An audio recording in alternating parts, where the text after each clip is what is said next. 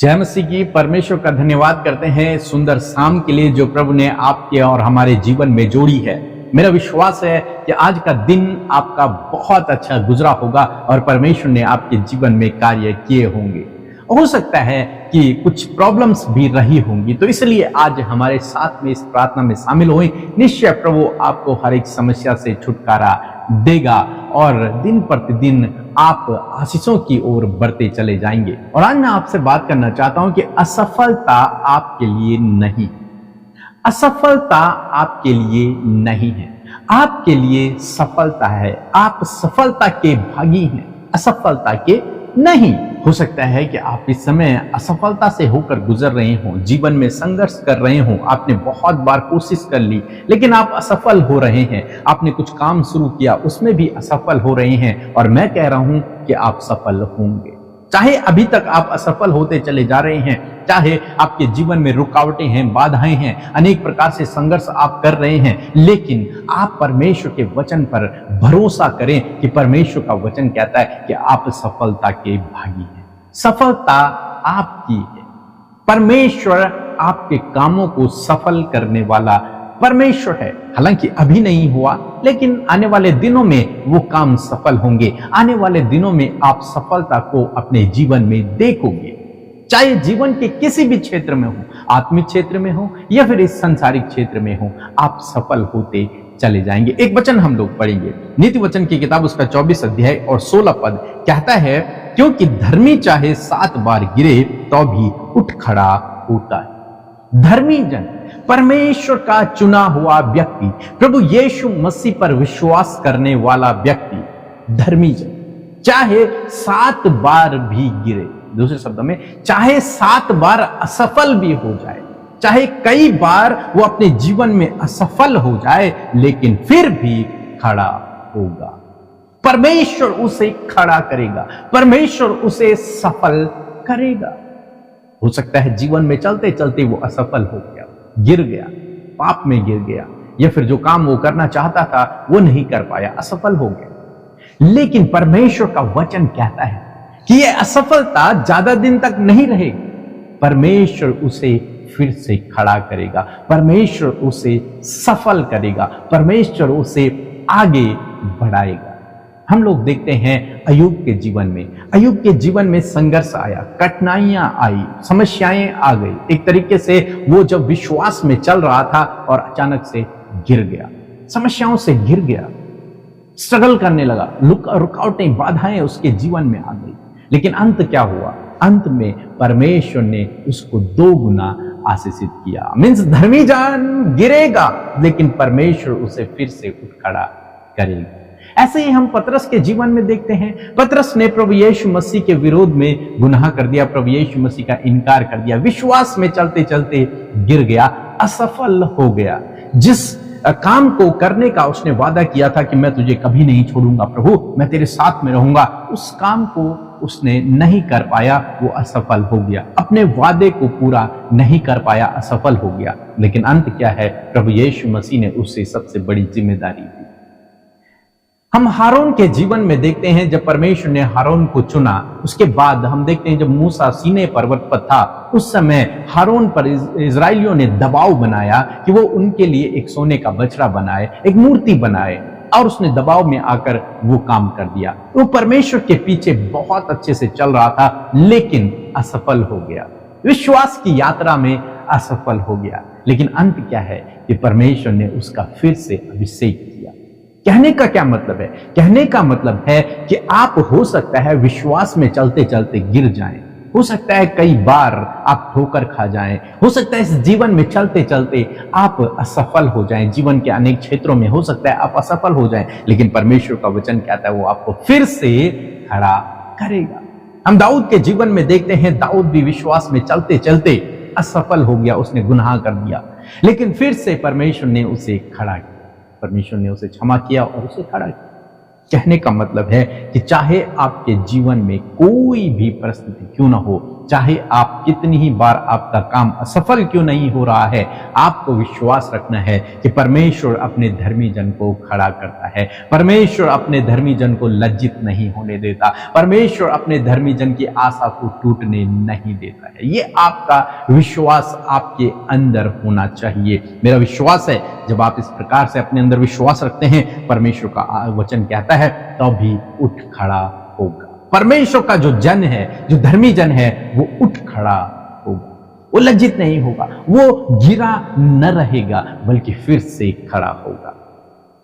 हो सकता है इस समय आप असफल हो गए हों, जिसके कारण आप निराश हैं, चिंतित हैं, परेशान हैं, सोच रहे हैं कि आप असफल हो गए, बाकी लोग आगे बढ़ गए। लेकिन परमेश्वर का वचन कहता है धर्मी जन फिर से खड़ा होगा। आप फिर से खड़े होंगे। हो सकता है आप अपने रिश्ते में असफल हो गए हों, परमेश्वर कहता है चाहे 7 बार भी गिरे फिर भी सफल होगा, फिर से खड़ा होगा। चाहे आप पाप में गिर गए हों, यदि आपका भरोसा प्रभु पर है, वो फिर से आपको क्षमा करेगा, फिर से आपको खड़ा करेगा।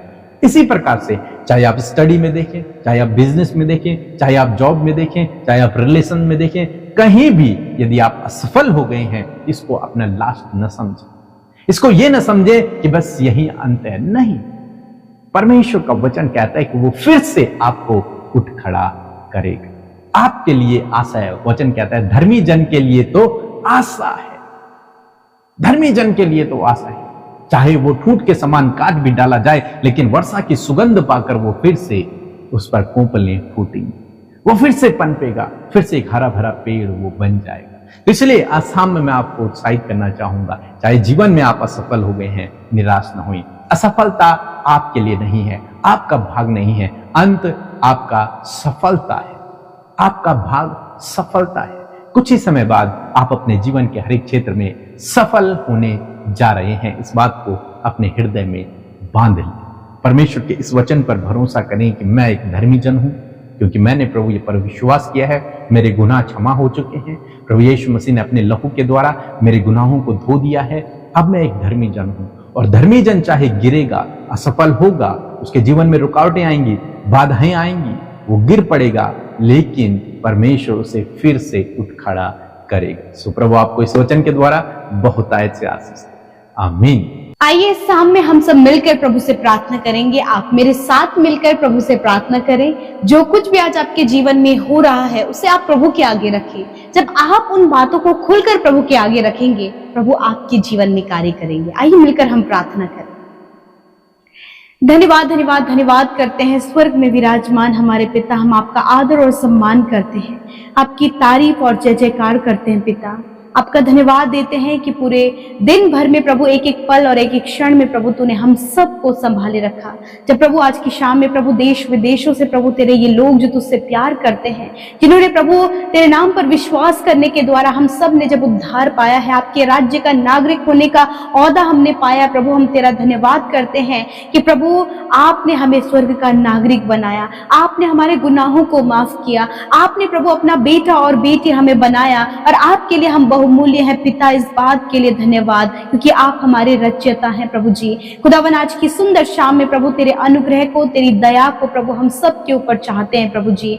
मैं धन्यवाद करती हूँ प्रभु आपकी उपस्थिति के लिए, आपकी पवित्र आत्मा के लिए प्रभु जी, जो पिता हमारे साथ में प्रभु। यदि आज कोई भी बात ऐसी है प्रभु जो नेगेटिव है, गलत है प्रभु यीशु, आपके लोगों के अंदर वो नेगेटिविटी, वो नकारात्मक बातें इस समय है मेरे प्रभु, तो यीशु के नाम से उन नकारात्मक बातों को हम आज्ञा देते हैं, इनके जीवनों को छोड़कर जाओ यीशु नासरी के नाम से। प्रभु आपका धन्यवाद करते हैं पिता। विशेष का धन्यवादी है आज के वचन के लिए प्रभु। इस वचन के द्वारा आपने अपने लोगों से बातचीत किया, उनके लाइफ में कार्य किया प्रभु। आज बहुत से लोग परमेश्वर पिता अपने जीवन में असफल तो है पिता, निराश है प्रभु जी, और जीवन के बहुत सारे ऐसे क्षेत्र है प्रभु जी जब उन्होंने हर दिन प्रभु अपने जीवन में असफलताओं को देखा है, परंतु प्रभु आपका वचन जो आज की शाम में प्रभु तूने दिया है, इसके अकॉर्डिंग परमेश्वर परमेश्वर आप हमें मोटिवेट करते हैं कि यदि धर्मी जन गिर भी जाए तो भी वो उठ खड़ा होता है।